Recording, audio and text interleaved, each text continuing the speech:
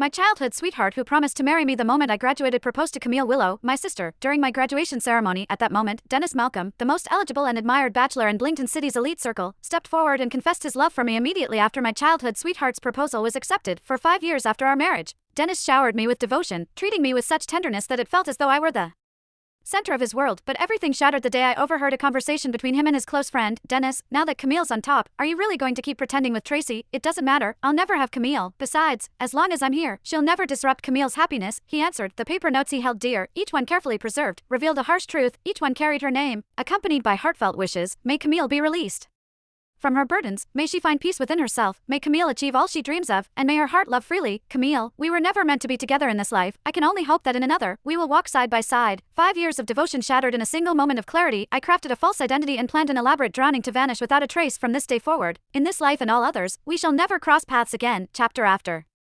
Confirming the final details of my staged death, I ended the call. In 2 days, I would vanish from their lives forever. Just as they all wished, the faint scent of sandalwood drifted in from outside the door. Reflexively, I looked up. It was Dennis Malcolm, my so-called husband. He wrapped me in an embrace, his voice gentle. Who were you talking to just now? Nothing important, just something about the gallery, I said with a smile. Forcing my tone to sound as natural as possible, he lowered his head, planting a soft kiss on the crown of my hair. You've had so much on your plate lately. Tonight, I'll make something light for you, something to settle your stomach. For 5 years of marriage, Dennis had been nothing but tender, indulgent to the point of spoiling me. Everyone said that once Dennis fell in love, it was a devotion that would last a lifetime. I had believed that this was my happiness, but now, I finally understood. This marriage wasn't my happiness, it was his way of protecting Camille. Dennis gently stroked my shoulder and suddenly said, by the way, the Willows are hosting a celebration tomorrow. They're announcing Camille's pregnancy and congratulating her on being selected for the International Art Exhibition. You don't need to go. I'll send a gift and come straight home to be with you. I said, I was thinking I'd attend the exhibition too. He interrupted me, his tone warm yet resolute. You shouldn't. Didn't you always say you wanted a child? This is the perfect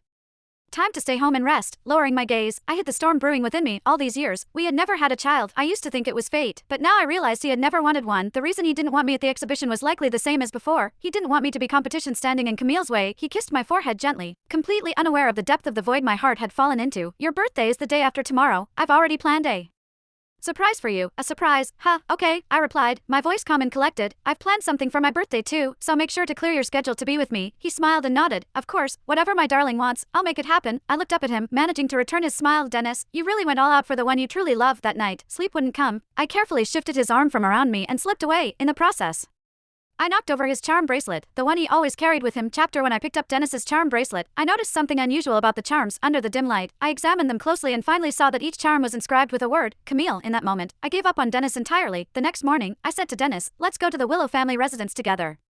His expression froze for a brief second before he regained his